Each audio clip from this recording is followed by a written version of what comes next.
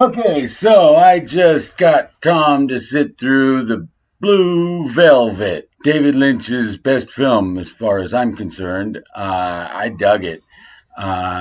He was a not so much. So, what did you think, Tom, of Blue Velvet? It was sophomoric, amateuristic, on the same par with what the fuck was that movie?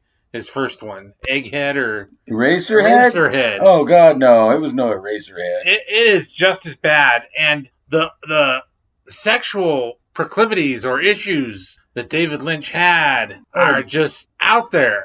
Are pretty prevalent. Like, was he a homo? Was he bi? What? And poor Dennis Hopper. I mean, he's just playing Dennis Hopper. He's not acting. I think David Lynch was pretty sexually ambiguous. I mean, I don't give a shit. I'm just saying it. And poor Dean Stockwell. Dean Stockwell was so great. It was just so bizarre. I wouldn't say bizarre. It was amateuristic, sophomoric. It wasn't this compelling epic that, oh my God, like, you know, like you just sat through fucking, you know, Love and Peace or anything. It's just fucking like, which that's a fucking movie. Jesus Christ. It's like, this thing's still fucking on? Yeah. But it wasn't anything twisty-turvy, mind-bendy or anything. It's just people got their sexual proclivities, and David, I think, got off on showing them. Maybe it was because I saw it almost 35 years ago and watched it by myself and got sucked in, and it bent my brain. Okay, well, maybe that's part of the problem. But I was problem. a younger person in those days, Yeah. and it left a different impression on me, maybe. But I still love that movie. It's nothing. Frank Booth, man. But it's nothing. It's not like there's nothing interesting about it. It's just David Lynch being David Lynch, and it's not. I'm not interested. This film is David Lynch at his best, I thought. It's better than Wild at Heart, which also features Laura Dern.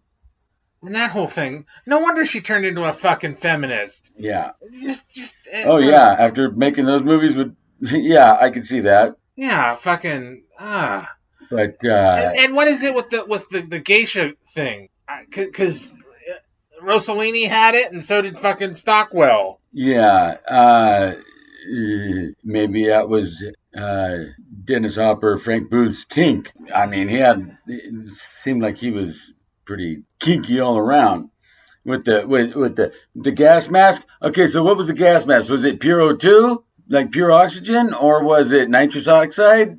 Did they never said? It did kind of drive him nuts, but I've heard that if you take the pure oxygen like that and like inhale it deeply like that, it does give you a pretty stiff member, and that could be why he did it, because you know it's the same like. Hey, well you learn something new every day, folks. It's like the same effect that pilots get when they're up in the and they're on their masks. It does. It gives them. I didn't know. I get enough oxygen on my own. Thank you very much. Right. Wow. So why are they pushing Viagra then? Why don't they all just have everybody just like suck down some straight O2? Fuck,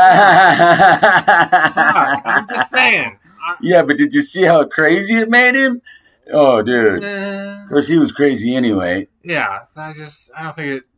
So anyway, I didn't know that was what the oxygen or whatever the fuck that was what it was for. Well, I'm not 100% that's what it was. It might have been nitrous. Or it might have been just. It might just have been just so the character's weird. Well, yeah. So that you're asking questions instead of trying to look at this thing and like, what the fuck is going on and why is it interesting? Because it's not. It wasn't interesting. And fucking, I gotta say, the one good part is whoever the fucking Merkel Wrangler was for Isabella. I'm just saying, because good lord. and it just wasn't. No, it was not compelling in any sense, and I didn't want to see Whatchamajigger's butt either. It was what's his name? Oh, Kyle MacLachlan. Yeah. David Lynch's golden boy. Yeah, and he gets what? Maybe 25% of a bummer, and then he thinks he's going out with this gal? The fuck? They call it a job for a reason. I'm just saying.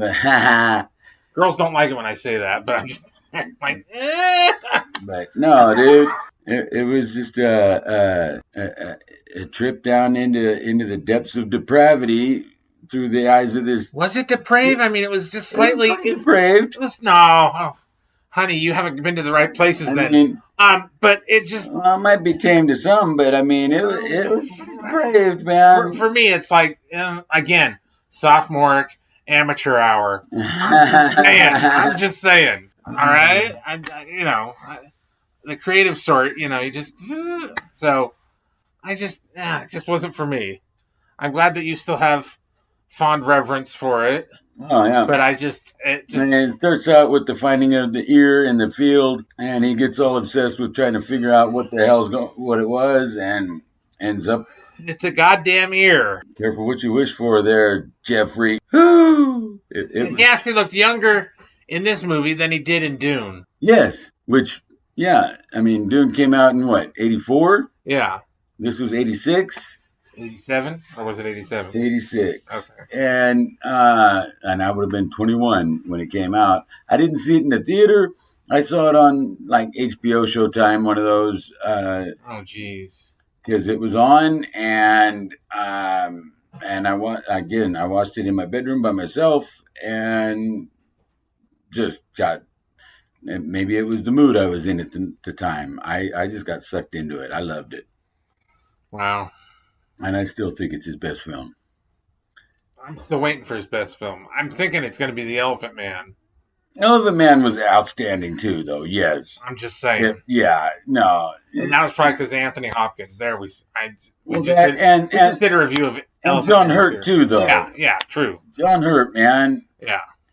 All that prosthetic, and the Elephant Man, though, we'll wait for that one. It was a different story. It was, and it was, We'll get to that one. Alrighty, tell us what you think. Like, share, subscribe.